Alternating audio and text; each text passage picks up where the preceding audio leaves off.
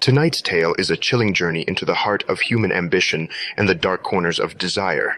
We introduce you to a seemingly ordinary man, played by the soon-to-be Hollywood star Richard Widmark, a man whose intentions seem as pure as his heart when he falls for the beautiful daughter of a scientist. But as the story unfolds, we find that even the purest of hearts can be corrupted when the tantalizing secret of immortality is dangled before them. So, sit back and prepare yourself for a journey into the unknown, where the fickle finger of fate is the only certainty.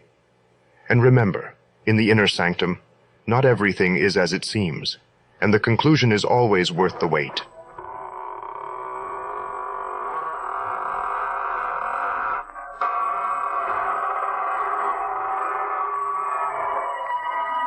Good evening, sir. This is your host of the Inner Sanctum, inviting you in for the creaking door. Come on in and enter into the spirit of things. Don't pay any attention to those gurgling sounds you hear. They're the unfortunate ones. The midnight spirits who are caught haunting before midnight. Poor thing. All they can do now is gurgle, because they've evaporated into the still spirit. Tonight's story.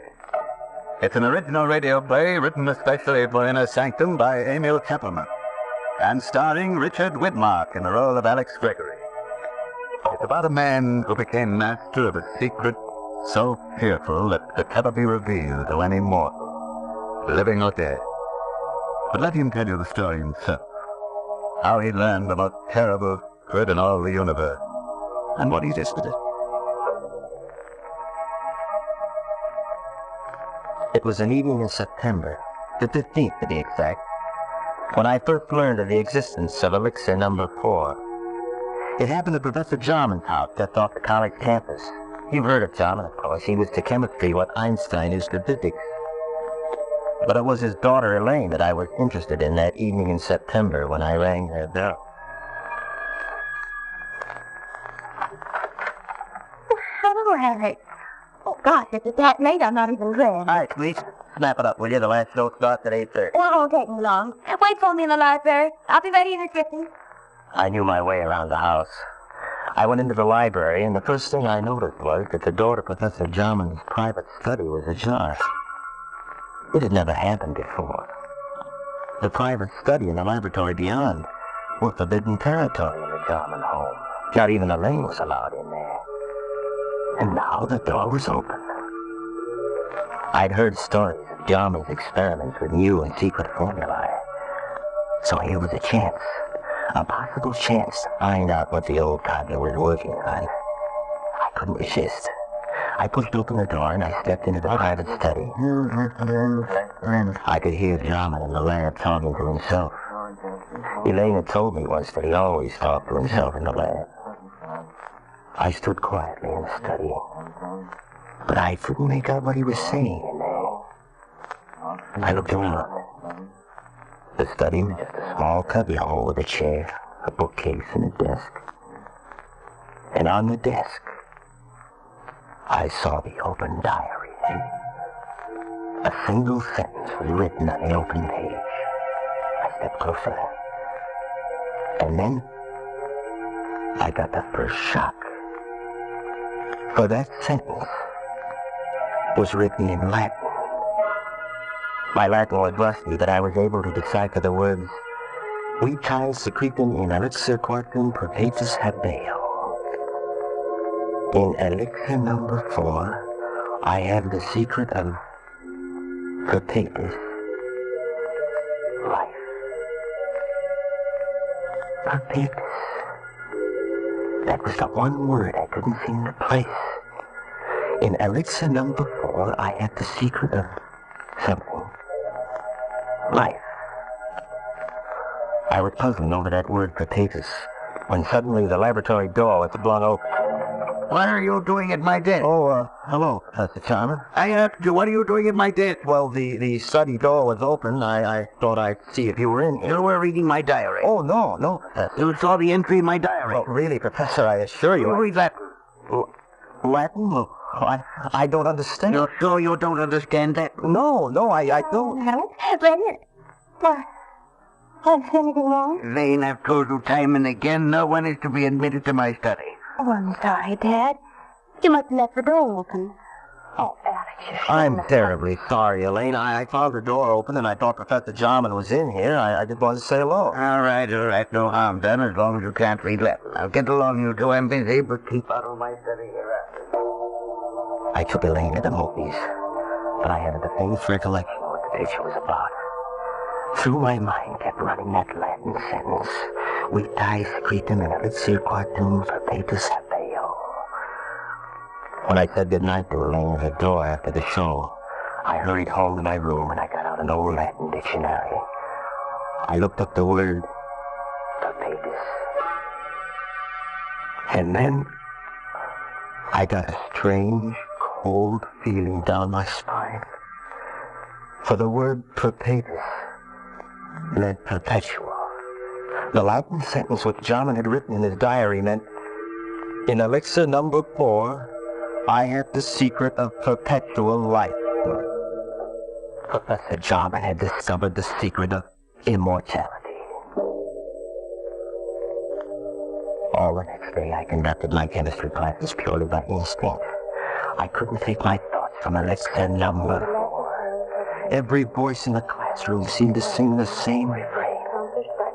A giant solution of H2SO4, a particle. Immortality. Never to know the fear of death. To live on serenely.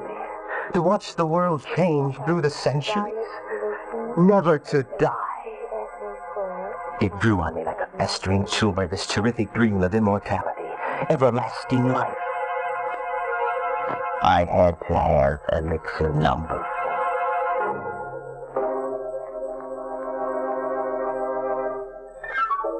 In the afternoon, the first free period I had, I went down the hall to Jarman's office. Come in.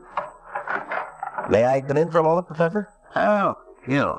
Yes, come in, but I haven't much time. Professor, I want to apologize for last night. Let's forget about it. No harm done. Well, whatever it was you had written in your diary, it must have been pretty important. Oh, no, not at all. Only some chemistry notes. Nothing very important. Just something I've been experimenting with. Well, I'd be very glad to assist you, Professor. Anything I could do, That's very kind of you, young man, but I don't need any assistance, thank you. As a matter of fact, the experiment's completed. You mean you're all finished? But the practical application. Oh. Well, couldn't I help you on that? It won't be necessary. Tonight I'm taking the last step. Tonight? I knew what that meant. Tonight he was going to use Elixr number 4. He was going to administer it to himself. I had to act tonight or never. Jarman's keys were on his desk. I distracted his attention and I managed to pick them up without him noticing. Then I hurried across town to a locksmith and had him make duplicates of Jarman's house key, his study key, and his laboratory key. Then I returned to college, and I managed to replace the keys on Jarman's desk while he was out. Now, I was ready for an adventure into immortality.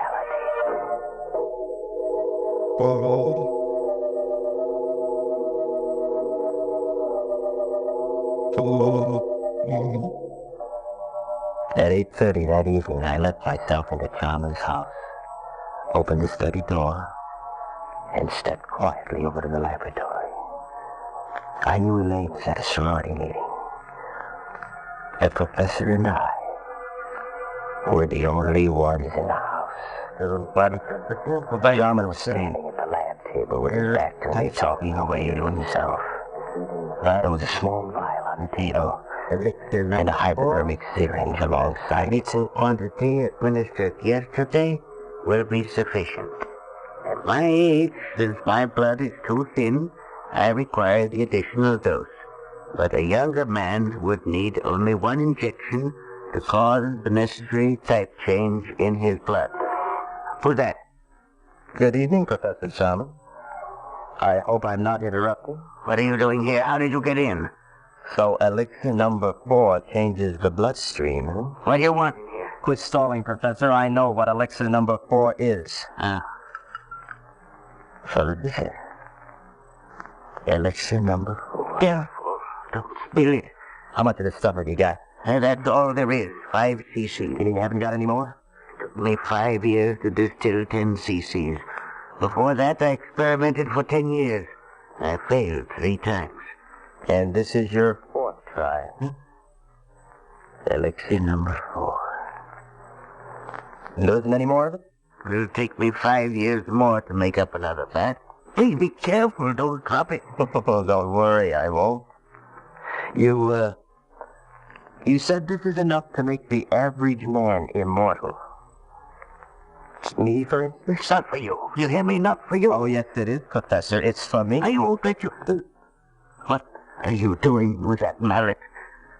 What do you think? No. I'm so sorry, Professor. Please, I'll let you have it. Don't kill me. I've got to kill you. When I take this dose of Elixr number 4, I'll be immortal. And I don't want anyone to know it. Away, you fool! You'll never enjoy your immortality. You'll wish you were dead 1,000 times. I'll come back to remind you, I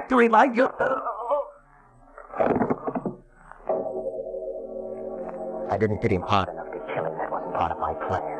But when he lay unconscious on the floor, I searched among the chemicals until I found what I wanted. I mixed some chemicals in a test tube and I watched the fumes forming. Then I held the test tube against Jarman's mouth, forcing the deadly gas into his lungs.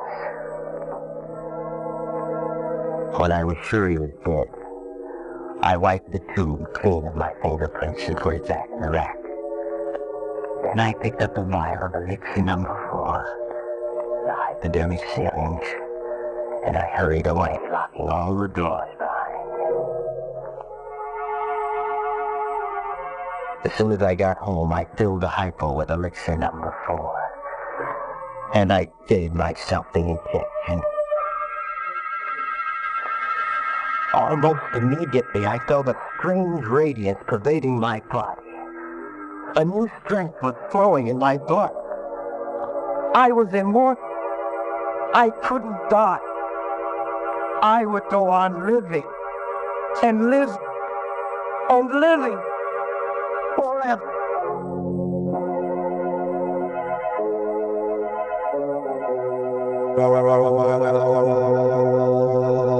No. And now let's get back to our story. We're all anxious to see what this fellow Alex does with his secret of perpetual life. Just imagine, a man with all that time on his hands. Time to kill. And kill. And kill. Immortality. I had it in my blood. I could feel it pulsing in my veins. The vitality, the power. I had to establish an alibi. Not that I expected to need an alibi. Jarman's death would surely look like an accident or suicide when his body was found in the laboratory in the morning. But I wasn't taking any chances on a murder charge. I had so much more to lose now. Wouldn't it be ironic if they were to execute me for murder? Me, an immortal.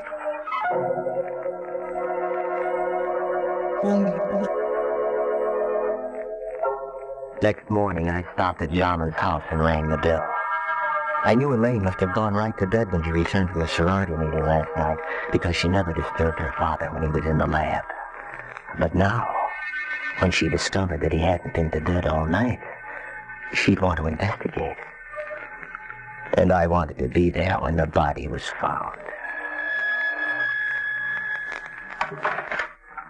Oh, good morning, Alex. Hello, please. What's wrong? You look worried. Come on in. Alex, I am worried. Dad's still in the lab. He didn't go to bed last night. Well, what of it? He must be working on something big. No, I'm afraid something happened. I knocked at the door just now and there was no answer.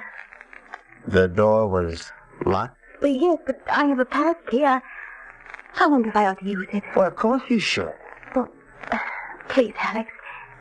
You come with me. Of course, darling. Together we opened the laboratory door.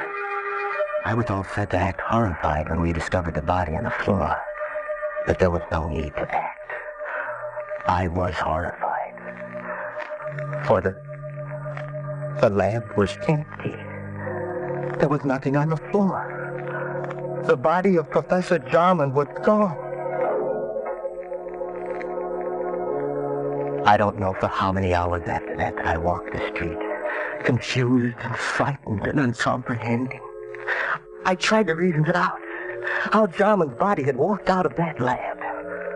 There was only one solution. Jarman had already taken one dose of Elixr number 4. It must have counteracted the poison that I'd forced into him. He must have gotten up and then walked away. But where? And why? I recalled what he'd said before I hit him with the mallet. Yes, I could hear his voice faintly strumming at my brain. You'll never enjoy your immortality. You'll wish you were dead 1,000 times. I'll come back to revive you.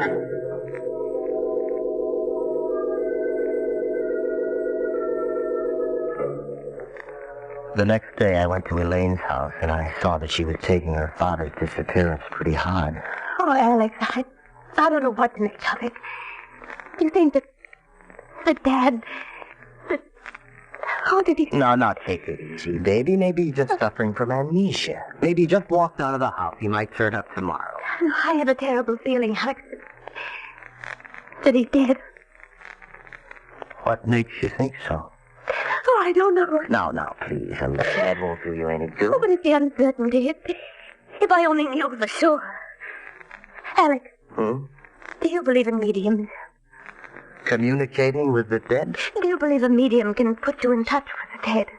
Oh, is that what you're thinking of, darling? Going to a medium? But don't you see, Alex, if Dad is dead, maybe... I was worried, too. I had to know if Jarman was dead or alive. I had to know before I could start enjoying life. Yes, that might be a good idea, Elaine. Can't hurt to try.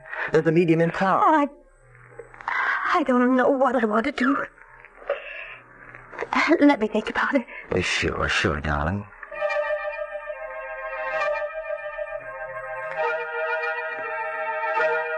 In the days that followed, I began to doubt whether I really was immortal. Was Elixr number 4 really the elixir of life? Was I really going to live forever? If there was only some way to prove it. Then I remembered what Jarman had said, that the elixir caused a change of blood type. Well, it'd be easy enough to check. Elaine was taking a medical course, so I asked her to test my blood on the pretext that I thought I had anemia. It won't hurt, Alex. Just the needle. Ouch. There, now I've got all the blood I need. Just sit here a minute while I make the test. Well, does it take long? Only a minute. Alex. She was excited. There was something different about my blood test. Alex, come here quick. What? Look. Oh, look, Alex. I can't be mistaken. Your blood. It's a new type. Elaine couldn't get over the discovery that my blood was a new type. I'd asked her not to tell anyone about my new blood type, but I knew she wouldn't be able to keep the secret for long. And once it got out, people might begin to suspect, but I already knew for sure that I was immortal. Oh, I couldn't afford to have that known, because then everybody in the world would be envious of me. They'd hate me, too, because they'd know I could go on living long after they were dead. Oh, no. No, it had to be a secret forever. No one in the whole world must know, except myself. And the only person who could spill the secret now was Elaine. So, there was only one thing to do. Elaine furnished the opportunity herself the next day. Alex, I've been thinking about that medium. I've got to know if Dad is alive or dead.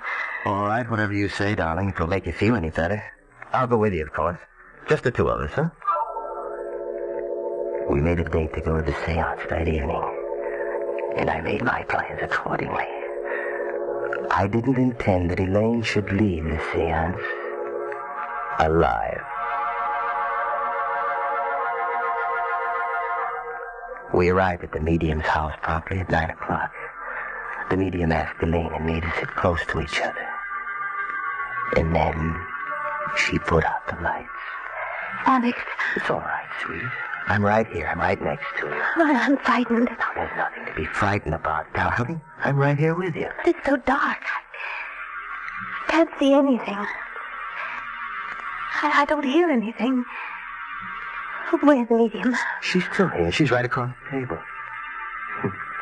She's gone into a trance. Do you think she'll contact Dad's spirit? I don't know, darling. Wait and see. I timed myself carefully, waiting for the moment when the medium should be well into her trance. Then I took out of my pocket the hypodermic syringe. I held the plunger in my left hand while I gripped Elaine's arm with my right, my thumb over the artery. Alex, you think it's him. It's all right, sweet. Slowly, I brought the hypodermic needle up close to the artery. One bite of the needle, a single plunge of the plunger, and death would come almost instantaneously. And no one in the world could say that it hadn't been a heart failure.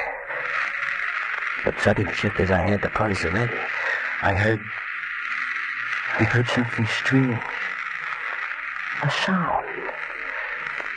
In the room where there should have been no sound. You'll never enjoy your immortality. The way it would end 1,000 times. I'll come back to remind you. The dead. The voice of the dead. Shaman, where are you? Shaman, stop. You're dead, Shaman. You're dead. Be talking, you're dead. I saw your dead body. I killed you myself.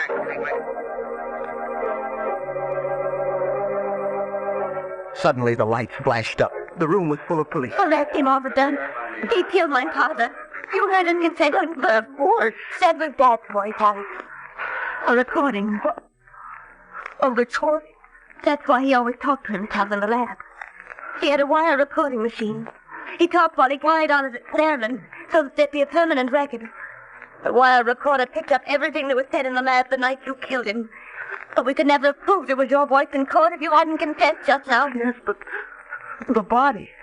I found Dad dead that night when I got back from the meeting. I hid the body until I could find his murderer. And now, Alex, I found him.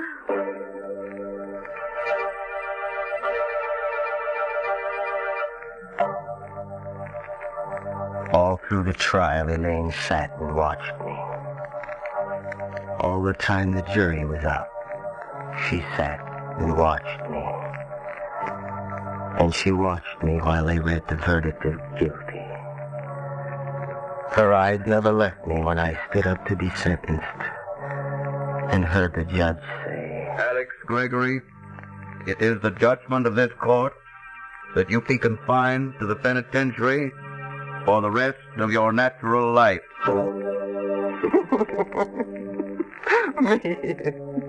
Me of all people. Me sentenced to imprisonment for life. Me and whose things I'm the precious Elixr number 4. Imprisonment for the rest of my natural life, which means forever.